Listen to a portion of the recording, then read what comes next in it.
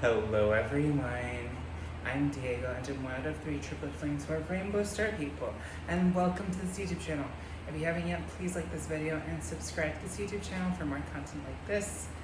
Now to today's video, which is about habit number 6 in the book called 7 Habits of Highly Effective Teens by Sean Covey. You know, there's also the book 7 Habits of Highly Effective People. That's also a great read if you happen to be an adult. And a lot of the things that are said in 7 Habits of Highly Effective People also apply to 7 Habits of Highly Effective Teens and vice versa. So let's go to the 6th habit. The 6th habit is called synergize.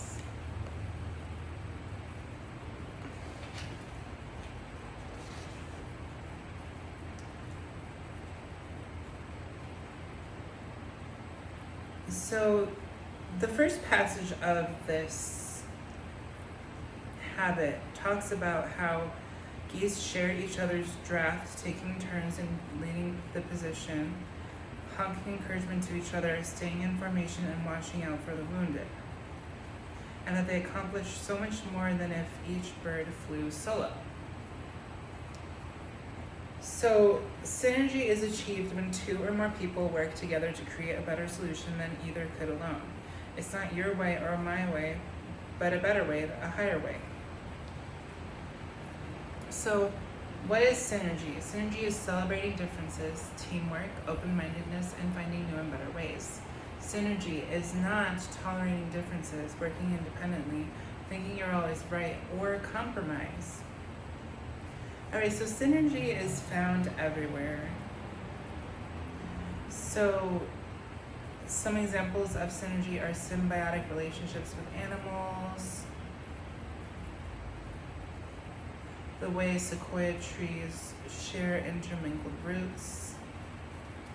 What else? Oh yeah, a good band. So for example, when everyone plays their part well and everyone's listening to each other and blending the sound together, a wind symphony or a symphonic orchestra can sound amazing. That's a great example of synergy. And synergy doesn't just happen, it's a process, and it involves celebrating differences. So there are 3 possible approaches that you can take in terms of synergy.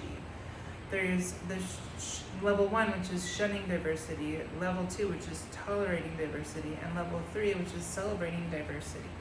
And where we want to be is at level 3, where we celebrate diversity. Celebrators value differences. They see them as an advantage, not as a weakness. They've learned that 2 people who think differently can achieve more than 2 people who think alike. They realize that celebrating differences doesn't mean you necessarily agree with those differences, only that you value them. In their eyes, diversity equals creative sparks equals opportunity. So where do you fall on the spectrum? Are you a shunner, a tolerator, or a celebrator? All right. So we all learn differently.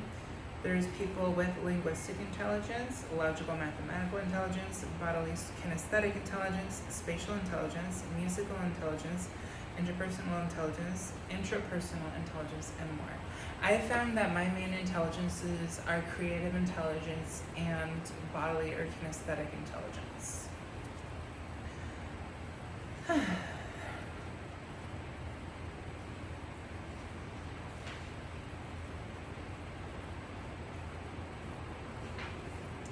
So then there's like a page that talks about grapes, oranges, bananas, and melons. And they're just different types of people with different types of skills. And if you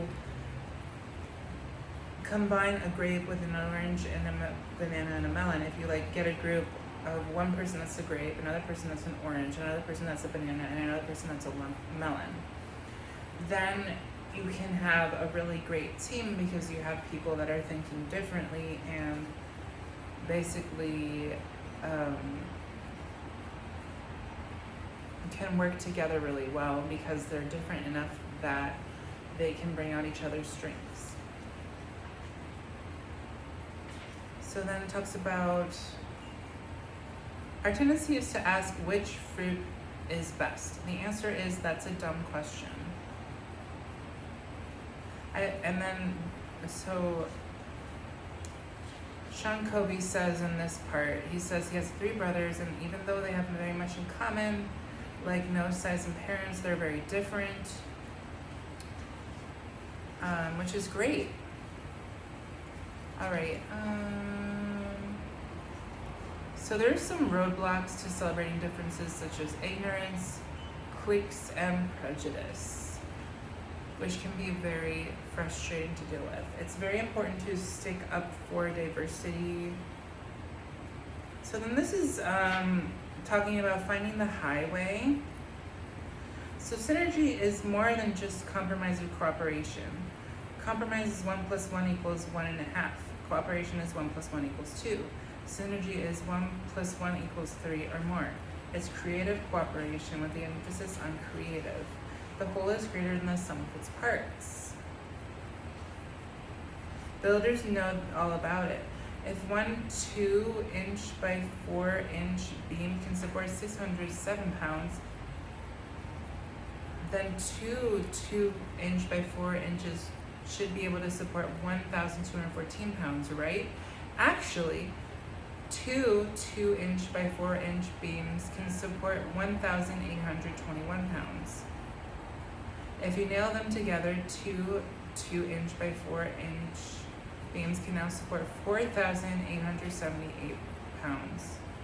And 3 2-inch by 4-inch beams nailed together can support 8,481 pounds.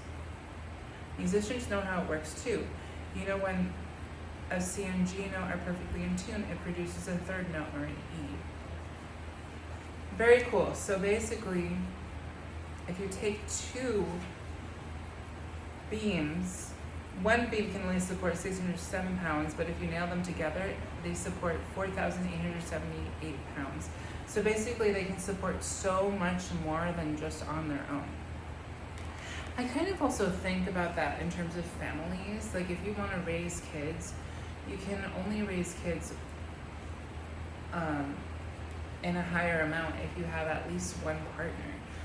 Trying to raise a kid all by yourself is a lot more difficult than raising multiple kids with at least one partner.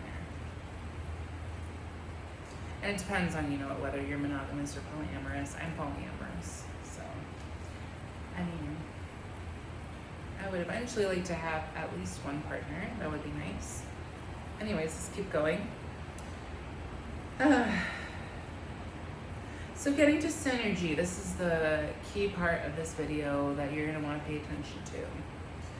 Whether you're arguing with your parents over dating and curfew guidelines, or planning a school activity with your peers, or simply not seeing eye to eye, there is a way to get to synergy. There's a 5-step process to help you get there. So the first step is to define the problem or opportunity. Then you listen to their way, seek first to understand other ideas. Then you say your own way, so you seek to be understood by sharing your ideas. Then you brainstorm and create new options and ideas. And then you find the highway, which is the best solution. This is all key to teamwork.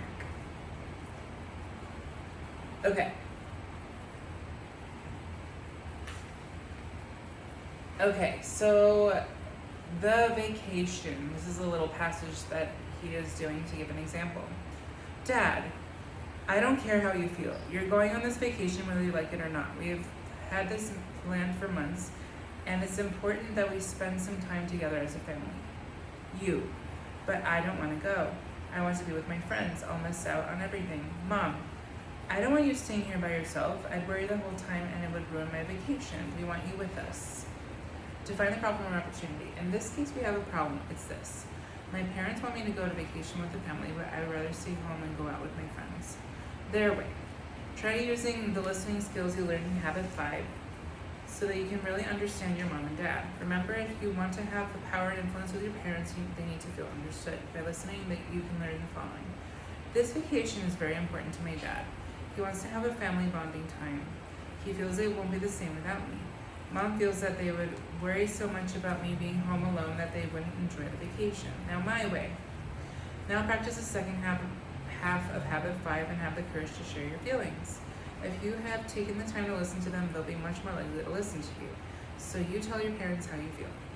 Mom and Dad, I want to stay home and be with my friends. They are very important to me. We have a lot of things planned and I don't want to miss out on any of the fun. Besides, I go crazy when I have to drive in a crowded car all day with my little brother and sister. So, brainstorming. This is where the magic happens. Utilize your imagination and create new ideas together that you could never think of alone. As you brainstorm, keep these tips in mind. Get creative, throw out your wildest ideas and let it flow. Avoid criticism. Nothing kills the flow of creativity like criticism. Piggyback. Keep building upon the best ideas. One great idea leads to another, which leads to another. Brainstorming produces the following ideas. Dad said we could go to a vacation spot that I would enjoy more. I mentioned that I could stay with relatives close by. Mom suggested I could take a friend with me. I mentioned using my savings and busing out to meet them so I wouldn't have to drive in a crowded car. Mom was willing to cut the vacation short so it would be easier for me. I suggested staying home for part of the vacation and joining them later. Dad was willing to let me stay home if I would paint the fence while they were gone. Highway. After brainstorming for a while, the best idea will usually surface. Now it's just a matter of going with it. We all agreed that I could stay home during the first half of the week and then bus out with a friend to join the family for the second half. They even offered to pay the bus fare for my friend and me if I would like to paint the fence. It's not hard work, so I will still have time to hang out with my friends. They're happy and so am I. Cool, right? That's them coming up with the best solution and the highway, which is amazing. Please apply this to your life. It will do so much good for you and those around you. So, if you will follow the basics of the above formula, you'll be amazed at what can happen, but it takes a lot of maturity to get to synergy. You have to be willing to listen to the other point of view, and you need to have the courage to express your own point of view. Finally, you gotta let your creative juices flow and find the highway. Okay, and then this is just, he's just talking about an example of someone who got to synergy. So, and then it says,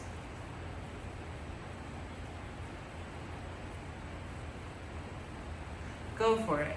The Getting to Synergy action plan can be used in all kinds of situations, such as you've just been assigned a group project for biology and with 3 people you don't know. You and your boyfriend can't decide whose family you should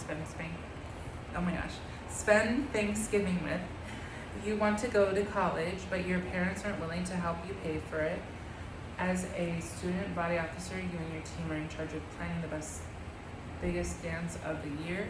You and your stepmom disagree on curfew, or you always are fighting with your brother about the computer. So all of these are examples of ways that you could utilize synergy for the highest good.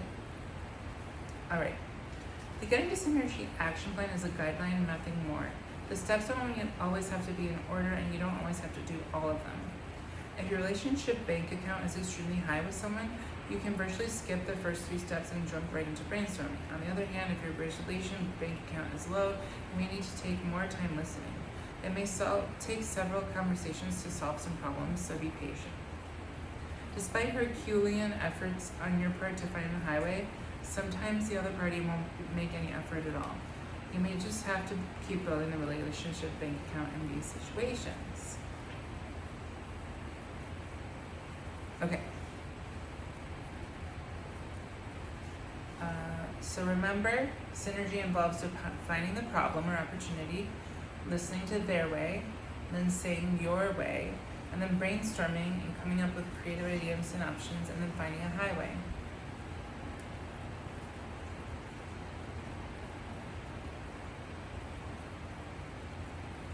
And remember that sometimes it will be easier and sometimes it'll be more difficult depending on how things go.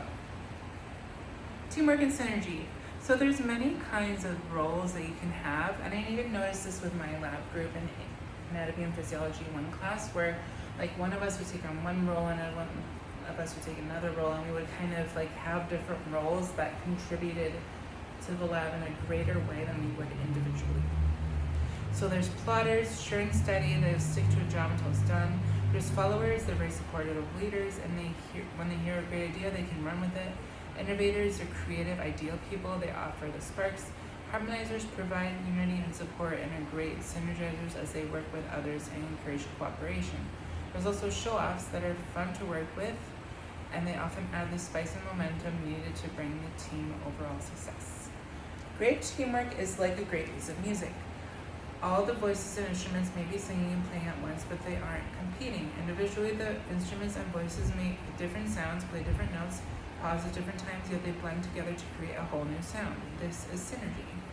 And he is also saying that this book that he wrote is dripping with synergy.